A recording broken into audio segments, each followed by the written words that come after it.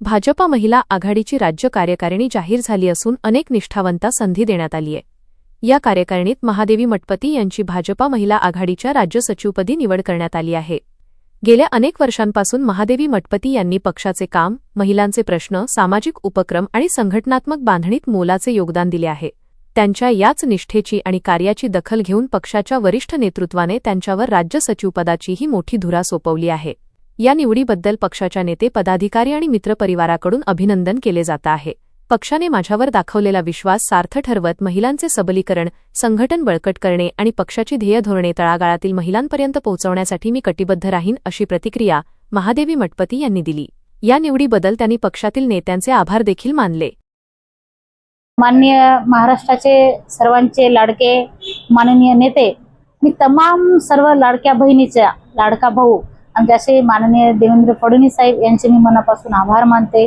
त्यानंतर आमचे सर्वांचे लाडके नेते आदरणीय प्रदेश अध्यक्ष रवींद्रदादा चव्हाण साहेब यांचे मनापासून आभार मानते।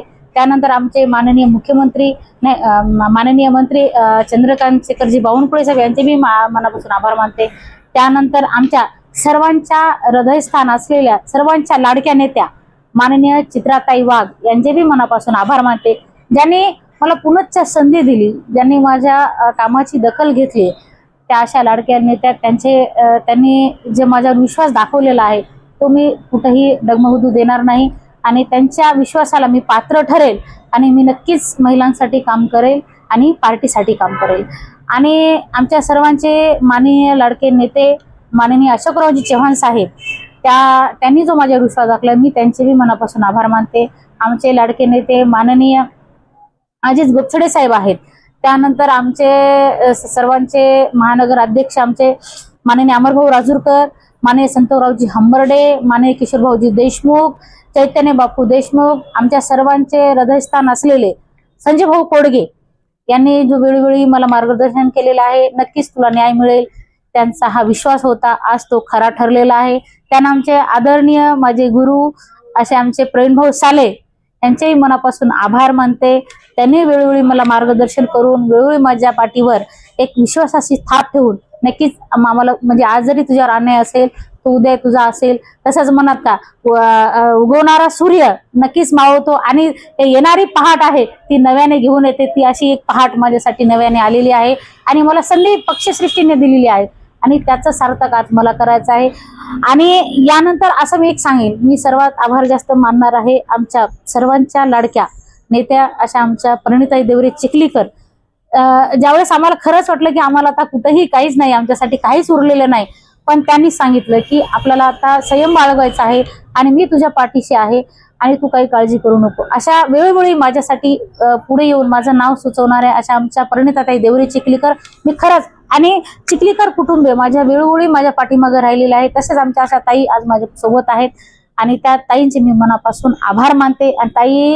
आणि ताईंना असं पुन्हा एकदा एक महाराष्ट्र आम्हाला वाटलं होतं असं काहीतरी नवीन काहीतरी नाही, पण पुन्हा त्यांना एक महामंत्री म्हणून चित्राताईंनी वाघ यांनी जी त्यांच्यावर विश्वास दाखवून जो निवड केलेली आहे, खरंच ती अभिमानास्पद आहे।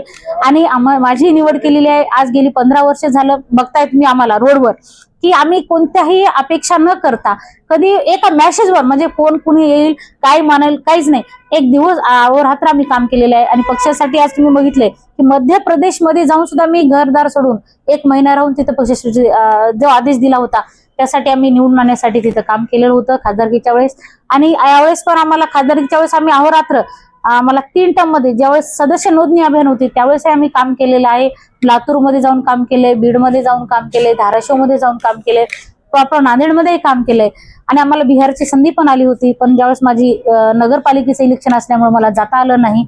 फक्त एवढंच झालं की मला वाटलं मला कुठेतरी मिळेल चान्स, पण तो मग त्याच्या पुढे आपल्यासाठी काहीतरी येणाऱ्या काळामध्ये नक्कीच मी प्रत्येकाने एवढंच आवाहन करेन या माध्यमातून की पक्षश्रेष्ठीकडे तुमच्यासाठी नक्कीच जागा आहे, फक्त त्याची योग्य वेळ आणि संधी यायला पाहिजे। तशी माझ्यासाठी संधी आली तसं सर्व कार्यकर्त्यांसाठी संधी येणार आहे आणि येणारा काळ हा भविष्यामध्ये प्रत्येक कार्यकर्त्यासाठी चांगला असेल। आणि जी पक्षसृष्टीने माझ्यावर जी जबाबदारी दिली आणि ताईने याच्या पुढे जी जबाबदारी देतील ती मी त्यांच्या प्रत्येक विश्वासाला खरं उतरेन एवढंच सांगते। आणि पक्षश्रेष्ठीसाठी मी व्यक्तिनिष्ठ काम करत नाही, मी पक्षनिष्ठ काम करते, एवढंच या माध्यमातून सांगायचं आहे.